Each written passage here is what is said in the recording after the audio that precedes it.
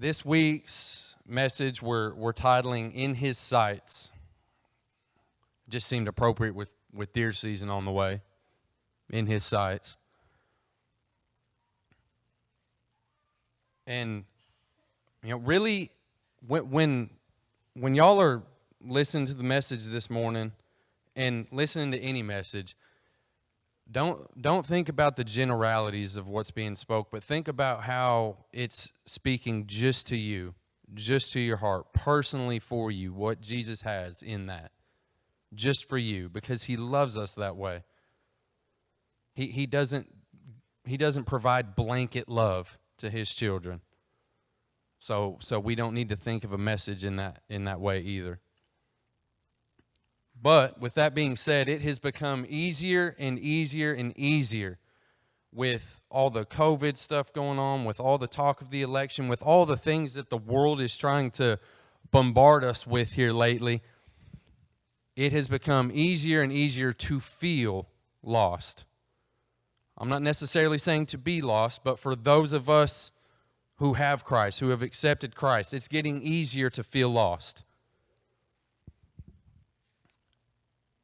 It has become easier and easier with the hustle and bustle and the craziness of life to feel like we don't have a home, like we don't have a friend, like we don't have our family, our people that we count on.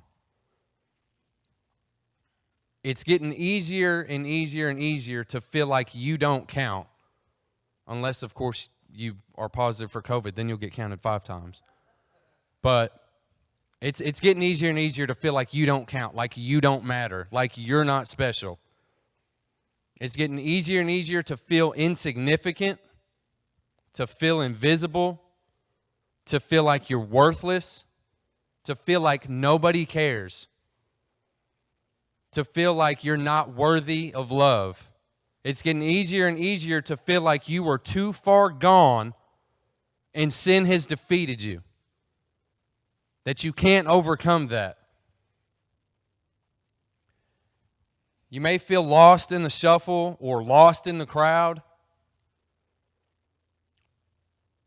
but if you don't hear a whole lot else this morning, hear this. The way to being found is on the road of the lost. We can feel lost, but that's where Jesus found us the first time, right? That's where He has been waiting for us. It's not that He found us, it's that He was there waiting, and we finally opened up to that. But that road, that desperate, that dark, that scary place where we do have fear because we haven't experienced victory yet, triumph in what the Lord's done, that road is where we become found. While the whole rest of the world may toss you aside, may spit in your face, may say that you're worthless, that you're useless, that you're hopeless, that you can't do anything, you can't accomplish anything, don't even set goals because you're never going to amount to anything. Well, the world may say that. You have a loving Father who created you, who took the time to make a perfect Millie like no one else, a perfect DJ like no one else. Took hours upon a stretch of time that we can't even fathom to make just you. And He has been with you every step of the way. You're so special to Him that He gave His Son for you. The world can do and say and try to portray you as this and do this and that. That is not our Father. That is not the Almighty Creator of all.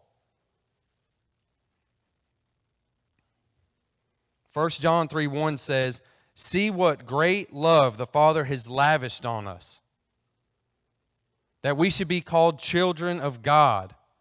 And that is what we are. The reason that the world does not know us is that they did not know him.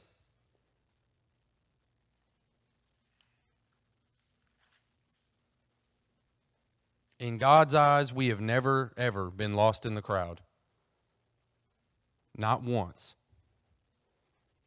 Luke 12:7 says that even the hairs on your head are all numbered.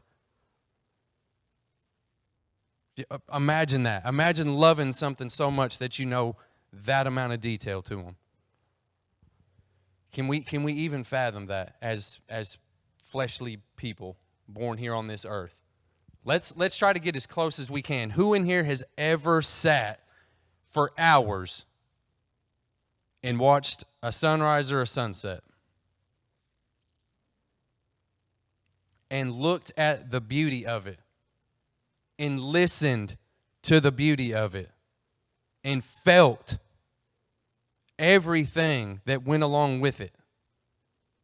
The feelings, the sights, the sounds, the smells, every part of it. And we have just sat in amazement for hours. What about, have we ever just sat, as Kendra is right now, just staring at a new baby? And it's a little easier to do when they're asleep, so let's just pretend that. It's hard when they're sitting there screaming at you to think, well, you're so beautiful. But just imagine, you don't have to imagine. A lot of us in here have done it. Sitting there holding a newborn, precious baby. And you just sit there looking at how beautiful it is for hours. And you're just thinking how you would do anything for this baby. And you love it so much. And you're sitting there praying over it. The things that they're going to do in the future and how they'll be safe and how they'll be protected.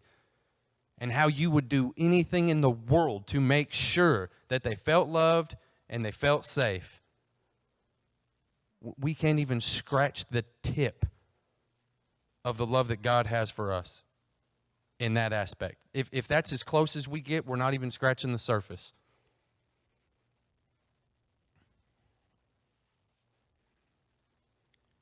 If you have ever felt like you don't matter, if you have ever felt like no one cared, if you've ever felt like you would never just have that special day that was all yours, where you truly, truly felt loved, like just everything was about you. How many times do we tell our kids, the world doesn't revolve around you? But we want that feeling at the same time. And sometimes we have those days, and a lot of times we don't. But if you feel like that day is just so far away, and it's just something that you can't grasp because of all the craziness and the circumstances and issues facing the world today, listen to this passage. We're going to start in Luke chapter 18, starting in 35. Luke 18, starting in verse 35.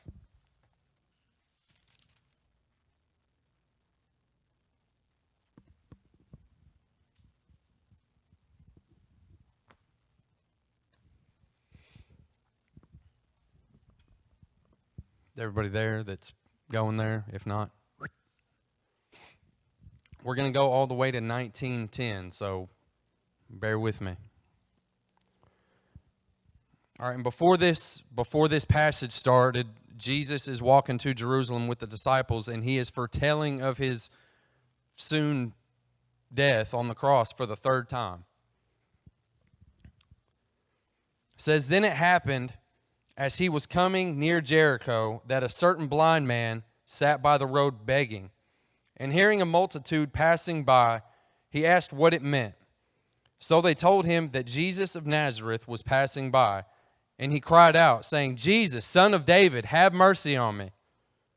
Then those who went before warned him that he should be quiet. But he cried out all the more, Son of David, have mercy on me. So Jesus stood still and commanded him be brought to him. And when he had come near, he asked him, saying, what do you want me to do for you? He said, Lord, that I may receive my sight. Then Jesus said to him, receive your sight, your faith has made you well. And immediately he received his sight and followed him, glorifying God. And the people, when they saw it, gave praise to God. Then Jesus entered and passed through Jericho. Now behold, there was a man named Zacchaeus, who was a chief tax collector, and he was rich.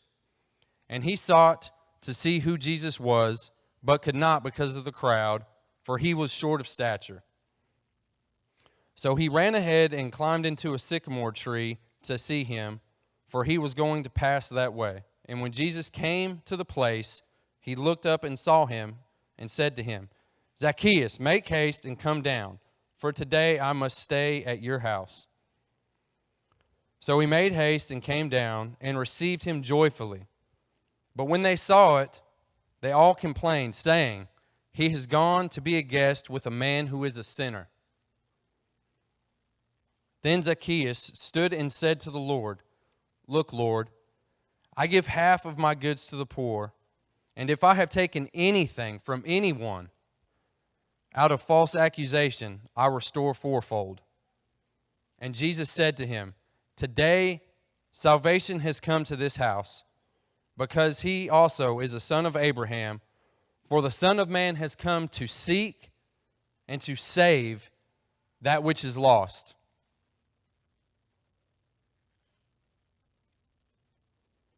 These days it's easy to feel like a speck amongst the multitude. The world, do we realize what the world's doing? The world wants to depersonalize us. The world wants to make us a number. That love that we were talking about earlier, that blanket love, like that's what the world wants right now. One of everything. One size fits all. One size fits all love. One size fits all economy. One size fits all fill in the blank. Depersonalized, nothing specific to you. That's what the world wants.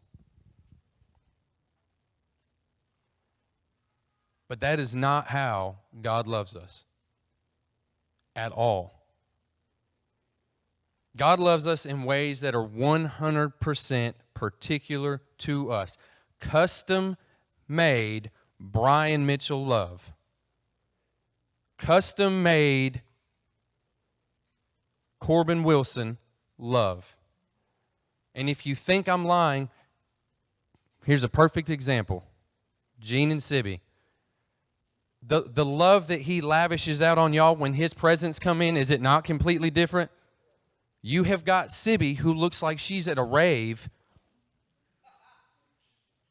and you've got Gene, who, like, just give him a knife and a piece of wood, he's whittling away.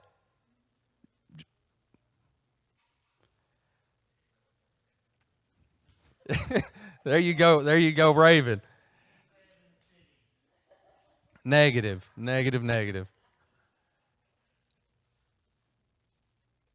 Who in here has experienced God in such a way that you know it's specific to you? You know it's special to you. You know it's only yours. It's between you and God, and that's it. To be honest with you, I'd rather have the rave love that Sibby gets to have, but instead I come up here, and when I feel really, really overwhelmed by the presence, I look like, you know, a 19-year-old girl that just got dumped. I do not know why. I try my whole life, and maybe that's just another way that God's humbling me. But when it comes to being overwhelmed and in the presence of God, I'm a crier. Ray sings good when he's feeling the presence real thick. The other times,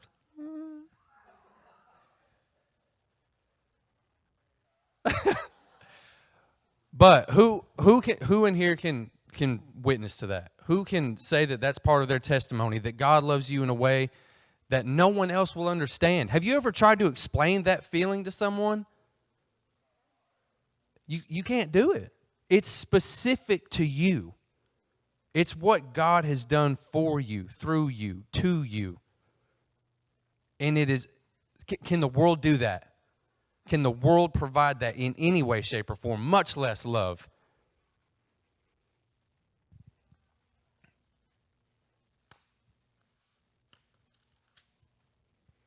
When Jesus was on his way to fulfill his assignment on the cross, the crowd was so large that climbing the tree was the only shot little old Zacchaeus had of just seeing Jesus. And who in here can agree with Zacchaeus that, hey, I would have just been happy to see him? I would. But that was not the plan. That was not what Jesus had in store for Zacchaeus.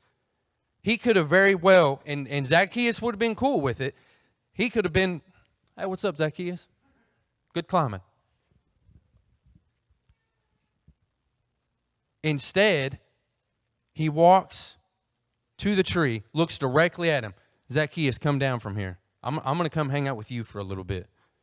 And it radically changed Zacchaeus' life. Do we realize that he wants to have those moments with us? That it is not just, I mean, let's be honest. How many of us have seen that person who is just desperate and starving for attention in our lives? We've seen it. We've all seen it. Do you realize that that person could get all the attention in the world, and it will not matter until they get a second's worth of attention from God? And he's given them all the attention in the world, but they don't have a clue because they're not looking at it like that. They're looking with this worldly veil in front of their eyes.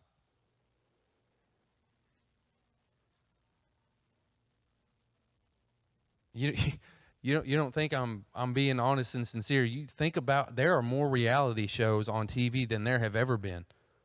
That is nothing to do except look at me, look at me, look at me. I am starving for attention. I will do anything for it. And hey, I'm going to get rich and famous on the way. I'm going to get some money for it. What happens? Ray, give me a silly name of a reality show. Not one that exists, one you made up right here off the top of your head. That's silly.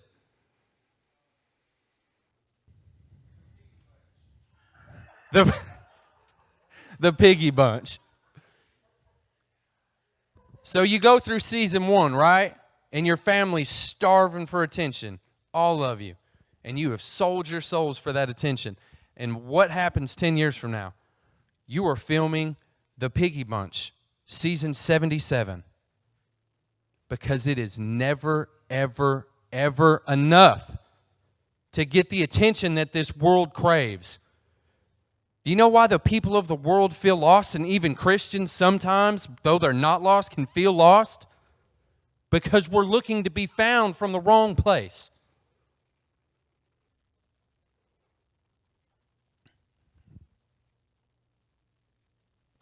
You may have been lost at one time.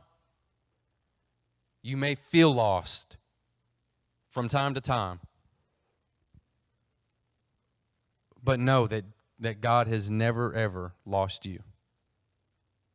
Not ever once. Not ever once has He taken His eyes off you. From before the time that you were created, from before the time that you were being formed in the womb, He knew exactly who Matt Clark was, who he was going to be, what he was going to do.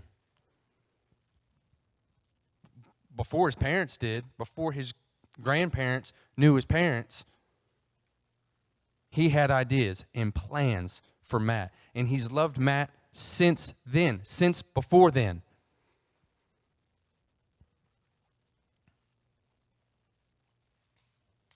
It hits me hard this week because first off, we do need to do more praying for the lost. We do a great job of praying for our brothers and sisters in this place and for our leaders and for Israel and for our families. But at least corporately, we don't do a good enough job praying for the lost. But we've got to realize that it's not just the lost who have never allowed themselves to be found, but it is for the Christians who walk closer and closer to this world and further and further away from our God that are getting lost, even though they're found. I can't think of anything more upsetting than that in life. To have found God and to accepted what Jesus Christ did for you.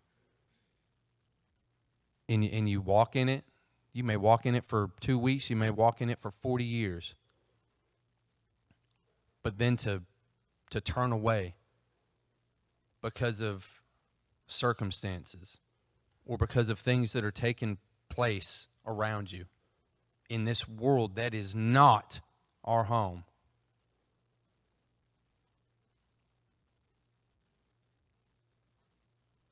I just pray that we will fix our eyes on the things that matter, on the things that last, and realize that we do matter, we do count, but the things of this world do not at all. And if we are seeking that attention and that love and that approval, we'll never get it, we'll never have it, and it'll never be enough, and it will not satisfy us.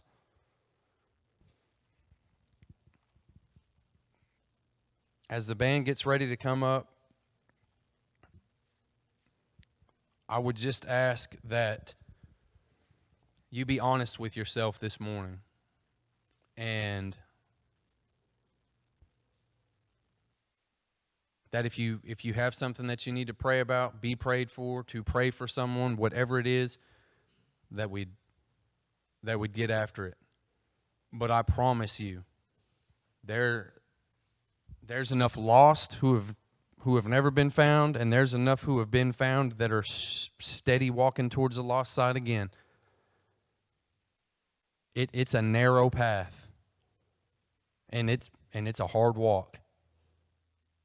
We need to pray for those who have never went through that gate, and we need to pray for those who are on that hard path to be strengthened, to be courageous, to be bold in their walk, to encourage them.